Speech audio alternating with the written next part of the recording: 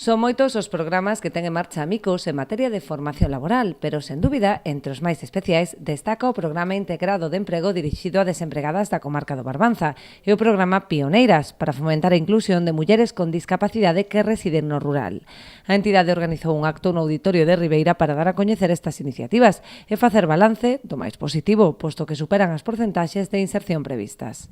Sobre todo, para dous dos proxectos máis importantes que temos este ano en materia de empleo. Un é o Programa Integrado de Empleo, no que máis de 120 persoas participan en accións de formación e orientación, e das cales, a día de hoxe, máis de 60 han encontrado empleo ou han estado contratadas en algún tempo. E despois está o Programa Pioneiros da Alianza Europea polas Mulleres, no cal máis de 100 mulleres con discapacidade están en situación de formación e máis de 20 se han encontrado emprego. No que respecta ao PIE, que xa vai pola súa cuarta edición, compónse de 4 itinerarios formativos: comercio, almacén e industria, formación transversal e limpeza. Ademais dos contidos teóricos, as alumnas realizan prácticas en diversas empresas da comarca. Contan co apoio das administracións a nivel local e autonómico, que buscan fomentar a igualdade de oportunidades no eido laboral dende unha perspectiva de xénero. O Programa Integrado de Emprego, que financia a Xunta de Galicia con importe total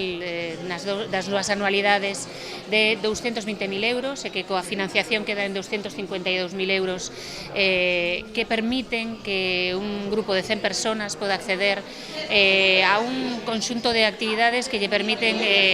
recibir formación para o emprego e ademais facer prácticas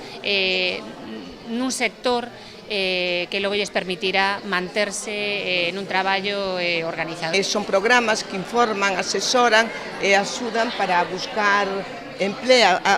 Ademais, fanno desde a búsqueda de empleo desde unha perspectiva de xénero, involucrándose moito